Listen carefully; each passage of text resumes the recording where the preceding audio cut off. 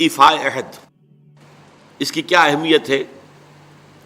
ایک حدیث حضور کے جو خادم خاص تھے حضرت انس بن مالک رضی اللہ تعالی عنہ، تقریباً 9 برس تک مدنی زندگی جو ہے اس میں وہ حضور کے ذاتی خادم کی حیثیت سے رہے، اور ان کا کہنا یہ ہے کہ قلما خطبنا رسول اللہ صلی اللہ علیہ وسلم الا قال لا ایمان لمن لا امانۃ له ولا دین لمن لا عہد له۔ کہتے ہیں شاذ ہی کبھی ایسا ہوا ہوگا کہ حضور نے ہمیں خطبہ ارشاد فرمایا ہو کسی بھی موقع پر، اور اس میں یہ الفاظ مبارکہ آپ نے نہ فرمائے ہو کہ اس شخص کا کوئی ایمان نہیں جس میں امانت داری کا وصف نہیں، اور اس شخص کا کوئی دین نہیں جس میں ایفاء عہد نہیں۔ کیوں؟ دین بھی نام ہے اللہ سے اپنے ایک عہد کو پورا کرنے کا۔ نماز کی ہر رکعت میں ہم کیا کہتے ہیں؟ ایاک نعبد و ایاک نستعین، پروردگار ہم صرف تیری ہی بندگی اور پرستش کرتے ہیں، اور صرف تیری ہی بندگی اور پرستش کرتے رہیں گے، اور اے پروردگار ہم صرف تجھ ہی سے مدد کے خواہاں ہیں اور تجھ ہی سے مدد چاہتے رہیں گے۔ یہ عہد ہے، بہت بڑا عہد ہے، بہت بڑا عہد ہے۔ اس عہد کو پورا کرنا ہی دین ہے۔ اللہ کی بندگی، اللہ کے احکام کی اطاعت، اللہ نے جن چیزوں کو حرام کیا ان سے اجتناب کرتے رہنا، اللہ کے فرائض کی ادائیگی، اللہ کے لیے تن من دھن لگا دینا، ایاک نعبد و ایاک نستعین۔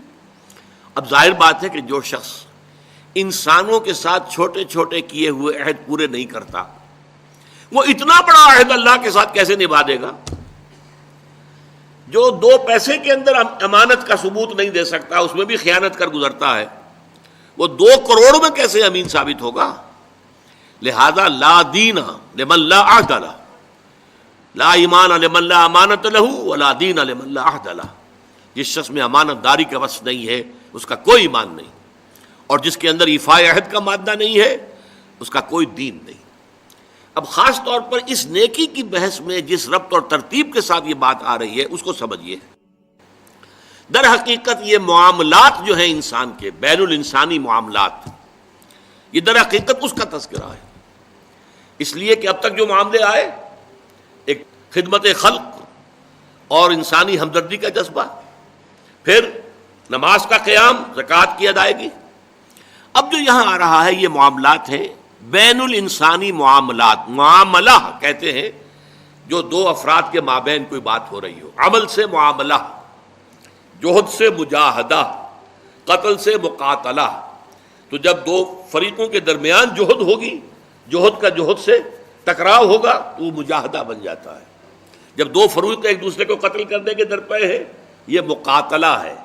معاملہ جب 2 انسان یا 2 فریق یا 2 گروہ یا 2 کمپنیاں، یہ کمپنیاں جو ہیں وہ بھی آپ کو معلوم ہے لیگل پرسنز شمار ہوتے ہیں، ان کے مابین کوئی معاملہ ہو رہا ہے، کوئی معاملہ طے کر رہے ہیں، ان معاملات کے اندر سٹریم لائننگ کرنے والی ایک شے ہے، اگر وہ ہو جائے سارے معاملات درست ہو جائیں گے۔ اب آپ کو معلوم ہے ایفاء عہد کا جذبہ پیدا ہو جائے۔ دیکھیے معاملات کی میں آپ سے وضاحت کروں، ایک شخص امپلائر ہے، ایک امپلائی ہے، ان کے درمیان ایک کانٹریکٹ ہے، یہ ریمونریشنز ملیں گی، یہ مراعات، یہ مفادات، یہ تنخواہ، یہ کام تمہیں کرنے ہیں۔ اب اگر ایک شخص پوری تندہی کے ساتھ وہ کام نہیں کرتا تو وہ حرام خوری کر رہا ہے، ایفاء عہد نہیں کر رہا۔ ایفاء عہد کا تقاضا یہ ہوگا کہ کوئی سپروائز کرنے والا ہے یا نہیں ہے، کوئی دیکھنے والا ہے یا نہیں ہے، وہ اپنے معاہدے کے اندر بندھے ہونے کی بنیاد پر کام کرے، اور حتی الامکان اپنی جو بہترین صلاحیتیں ہیں وہ۔ اسی طرح چھوٹا سا معاملہ ہے، آپ نے ایک شخص کو مزدور کے طور پر رکھا ہے، شام کو 100 روپے آپ نے دینے ہیں، یہ ایک معاہدہ ہے، طے ہو گیا۔ اب یہ مزدور اگر کام چور ہے کہ اگر تو کوئی دیکھنے والا ہے تو کام کر رہا ہے، اور اگر کوئی دیکھ نہیں رہا تو بیٹھ گیا، تو یہ بے ایمانی کر رہا ہے، یہ وعدہ خلافی کر رہا ہے۔ اسے اپنے اس وقت کے اندر اپنی پوری توانائی، پوری توجہ کے ساتھ، اس لیے نہیں کہ کوئی مجھے دیکھنے والا ہے، بلکہ اس لیے کہ میں تو اپنے عہد کا پابند ہوں، میں نے معاہدہ کیا۔ یہ میں نے سب سے چھوٹی مثالیں دے دی، اس سے اوپر آئیے، شادی کیا ہے؟ سوشل میرج، یہ سوشل کانٹریکٹ ہے۔ میرج کیا ہے؟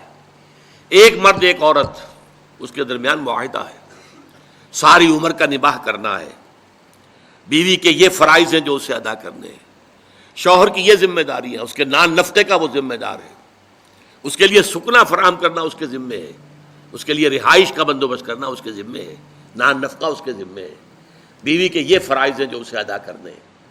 اب یہ در حقیقت ایک سوشل کانٹریکٹ ہے، اگر کوئی بھی اس کے اندر خیانت کا ارتکاب کر رہا ہے تو اس نے اپنے عہد کی خلاف ورزی کی۔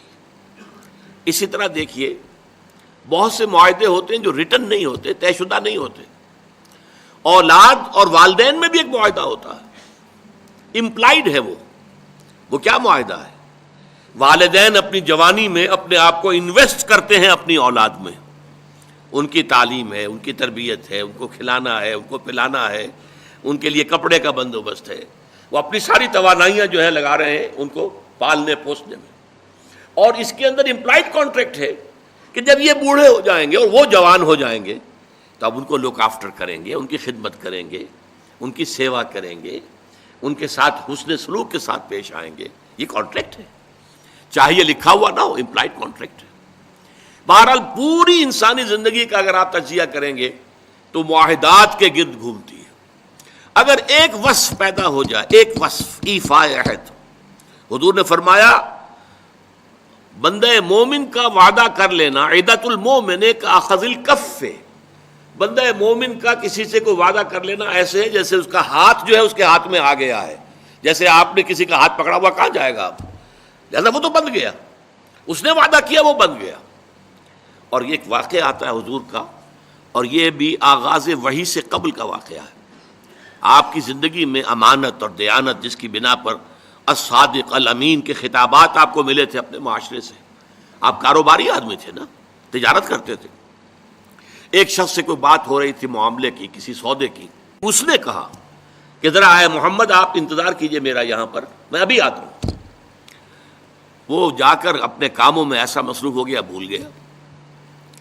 حدیث میں ثلاثہ کا لفظ آیا، 3 کے بعد یاد آیا اسے، اور عام شارحین کا یہ کہنا ہے 3 دن کے بعد۔ وہ بھولا رہا، اچانک یاد آیا، میں نے تو وعدہ کیا تھا محمد سے صلی اللہ علیہ وسلم کہ آپ یہاں میرا ذرا انتظار کیجئے میں ابھی آتا ہوں۔ وہ اسی طریقے سے گھبرایا ہوا گیا تو حضور وہیں تشریف فرما تھے۔ 3 دن اس نے معذرت پیش کی، کہا میں بھول گیا تو حضور نے فرمایا میں تو اپنے عہد کا بندھا ہوا تھا، میں نے تم سے وعدہ کیا تھا کہ میں یہاں تمہارا انتظار کروں گا، میں کر رہا ہوں۔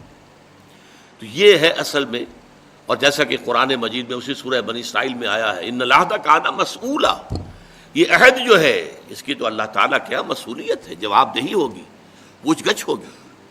تو یہ ہے معاملات انسانی میں نیکی کا وہ جذبہ جو ہے وہ خاص طور پر جو ظاہر ہوگا وہ ایفاء عہد کے حوالے سے تمام معاملات، بین الانسانی تعلقات اور تمام